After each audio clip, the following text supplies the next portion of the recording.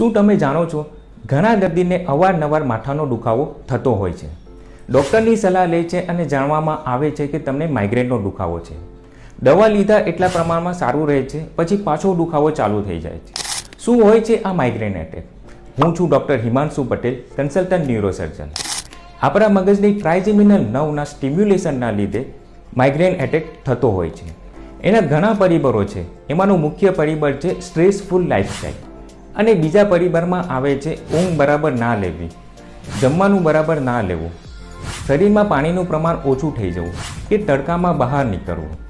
આ બધા પરિબળોના લીધે ટ્રાઇજેમિનલ નર્વમાંથી ન્યુરોપેપ્ટાઇડ નામનું એક કેમિકલ બહાર આવતું હોય છે, જે આપણા મગજને કવર કરતું મેનેન્જિયસ આવરણ એને ઇન્ફ્લામેશન કરે છે અને પેઇન કરે છે.